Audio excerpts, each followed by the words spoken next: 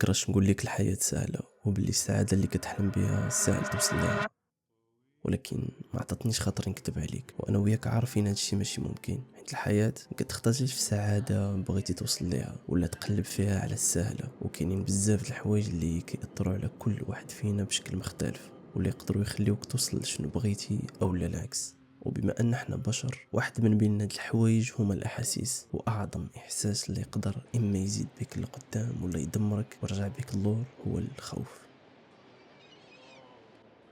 كاملين غنكونو دزنا من اللحظات اللي تمنينا نبدلو شي حاجة في ريوسنا، في علاقاتنا، في خدمتنا، وفي بزاف د الحوايج في الحياة.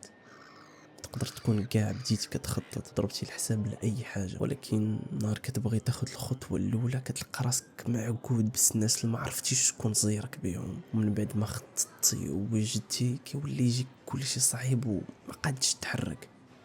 هاد الناس هما نتيجة الخوف ديالك اللي خليتيه طغى على عقلك، وانت اللي زيرتي راسك بيهم. زيرتي راسك حيت بديتي كتفكر في شنو غيتبدل في حياتك من بعد، واش غتنجح ولا لا، واش التضحيات وكل شيء اللي غتخسر دابا تقدر تعوضهم في المستقبل. وهكا كتبقى تزيد تخلي افكار في راسك يكبروا ويتضخموا حتى كيولي يبان لك داكشي اللي غتوصل ليه صعيب بزاف.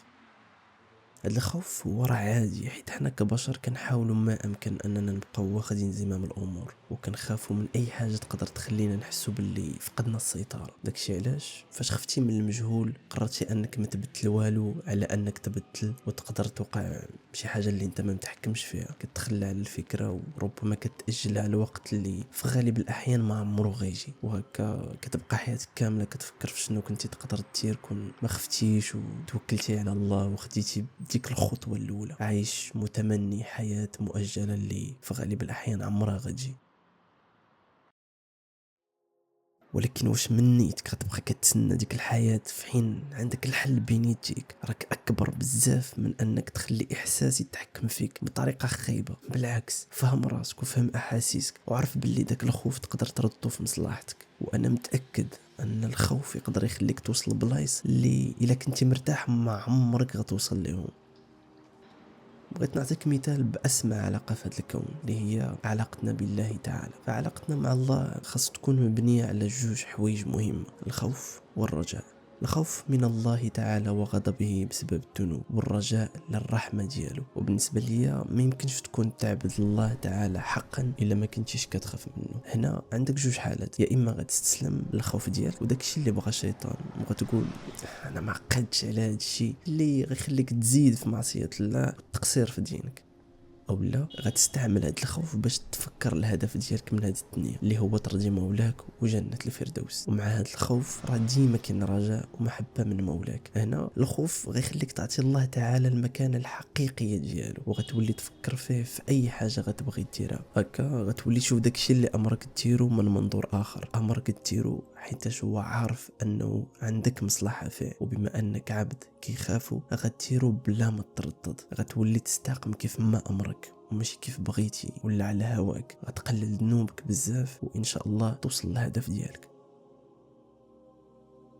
الا سقطنا هذا المثال على جوانب اخرى ديال الحياه، فراه الخوف بالنسبه ليا ديما غيعاونك تزيد لقدام اكثر ما غيخليك ترجع للور.